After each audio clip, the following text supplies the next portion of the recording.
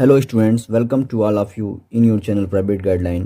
आज हम डिस्कस करने वाले हैं आपसे साइंस के कुछ इंपॉर्टेंट क्वेश्चंस को जो बहुत सारे एग्जामों में पूछे गए हैं। और किसी एग्जाम के प्रिपरेशन के लिए सबसे इंपॉर्टेंट होता है कि हम ज़्यादा से ज़्यादा क्वेश्चंस का प्रैक्टिस करें। तो आइए कुछ क्वेश्चंस का हम प्रैक्टिस करते हैं यहाँ पे। तो हमारा जो पहला क्वेश्चन है वो है, मानव शरीर में पाचन का अधिकांश भाग किस अंग में संपन्न होता है? तो पाचन का अधिकांश भाग जो संपन्न होता है वो होता है छोटी आंत में। तो ऑप्शन नंबर सी क्या हो जाएगा? आपका राइट आंसर हो जाएगा। अगला क्वेश्चन देखते हैं। अगला क्वेश्चन हमारा है, मनुष्य की मुख गुहा में निम्न में से किसका पाचन प्रारंभ होता है? तो जैसे ही हम भोजन करते हैं तो मुख गुहा में कार्बोहाइड्रेट का पाचन प्रारंभ हो जाता है। तो ऑप्शन सी क्या हो जाएगा? आपका राइट आंसर हो जाएगा। अगला जो हमारा क्वेश्चन है वो है कि एंजाइम एक, ऑप्शन ए है विटामिन है, बी है बैक्टीरियम है, सी है बायो उत्प्रेरक है और डी है वायरस है। तो एंजाइम एक प्रकार का बायो उत्प्रेरक होता है और इसे एक प्रोटीन भी हम मानते हैं। तो एंजाइम एक प्रकार का प्रोटीन है और ये बायो उत्प्रेरक भी होता है। तो यहाँ पे प्रोटीन तो दिया नहीं है, तो ऑप्शन नंबर सी क्या हो जाएगा? आपका राइट आंसर। एंजाइम क्या है? एक बायो उत्प्रेरक है। अगला क्वेश्चन देखते हैं। अगला क्वेश्चन है आपका, एंजाइम मूलतः क्या है? देखिए यहाँ पे फिर वही क्वेश्चन आ गया कि एंजाइम मूलतः क्या है। ऑप्शन ए है वसा, बी शर्करा, सी प्रोटीन और डी विटामिन। तो एंजाइम क्या है? एक प्रकार का प्रोटीन है। तो ऑप्शन सी क्या हो जाएगा? आपका राइट आंसर हो जाएगा।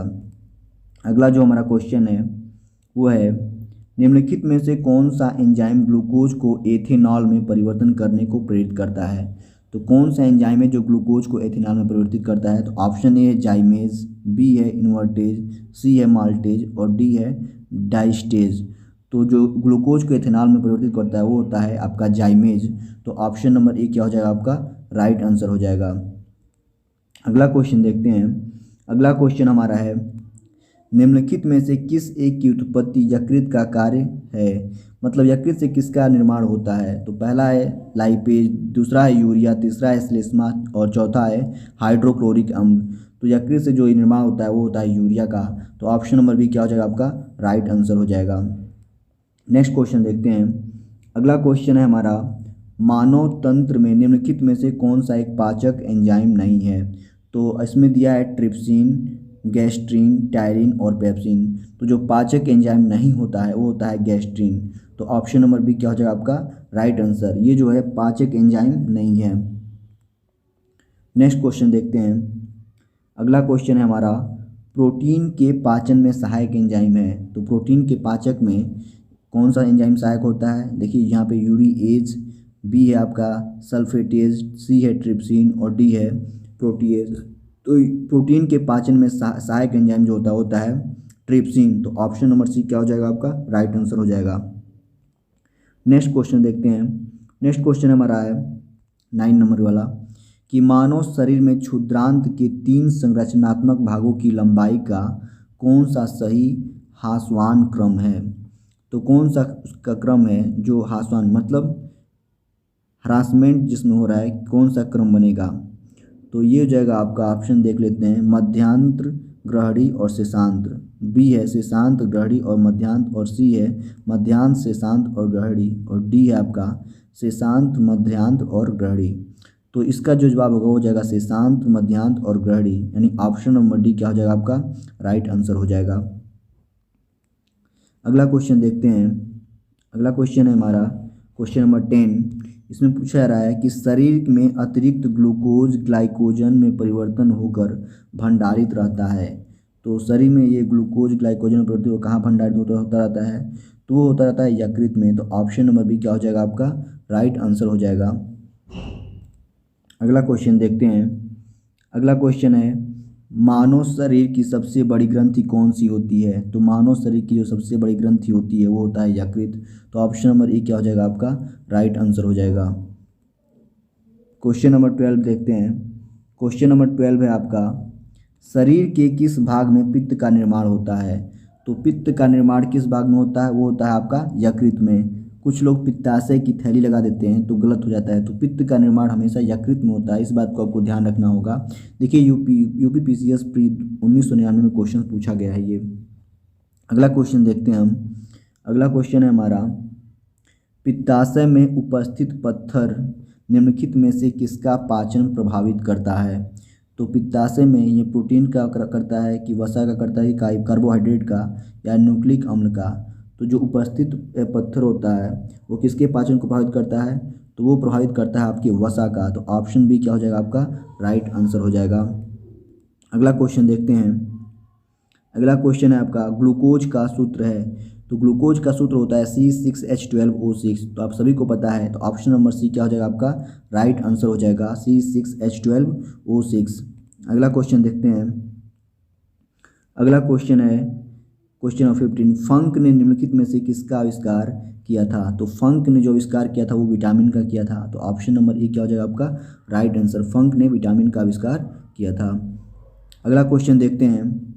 अगला क्वेश्चन है हमारा विटामिन्स क्या होते हैं। तो विटामिन्स जो होते हैं वो कार्बनिक यौगिक होते हैं। तो ऑप्शन ए क्या हो जाएगा आपका राइट आंसर, विटामिन्स क्या होते हैं कार्बनिक यौगिक।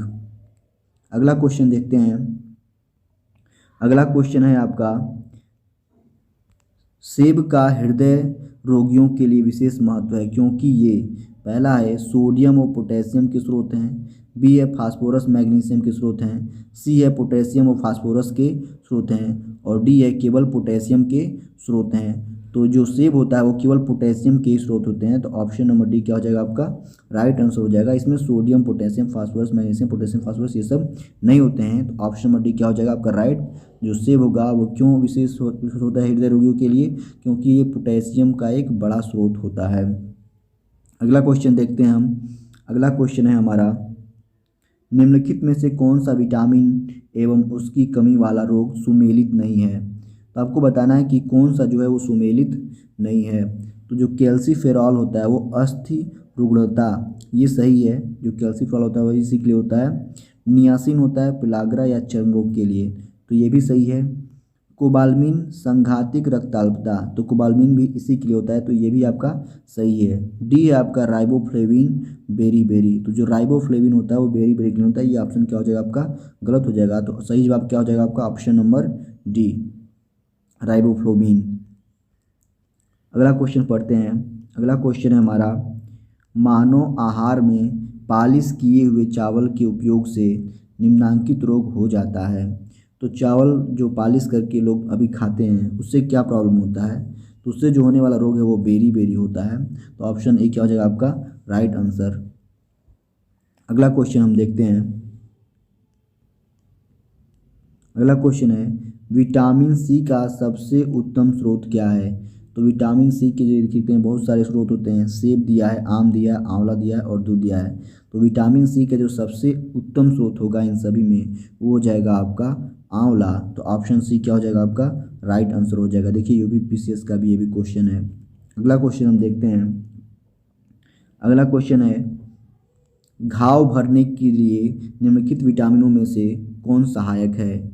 तो यहाँ पे दिया है ए बी सी और डी। तो जो घाव भरने के लिए विटामिन सहायक होता है वो होता है विटामिन सी। तो ऑप्शन नंबर सी क्या हो जाएगा आपका राइट आंसर हो जाएगा।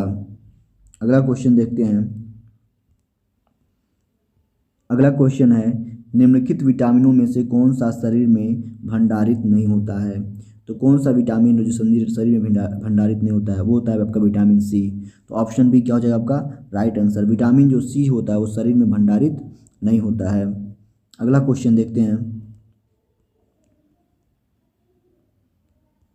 अगला क्वेश्चन है निम्नलिखित में से किस विटामिन की कमी से खून का थक्का धीरे धीरे बनने की बीमारी होती है। जो खून का थक्का बनता है वो किस विटामिन की कमी से होता है, वो विटामिन के की कमी से होता है। आप सभी को पता है, ये काफ़ी इंपॉर्टेंट क्वेश्चन है।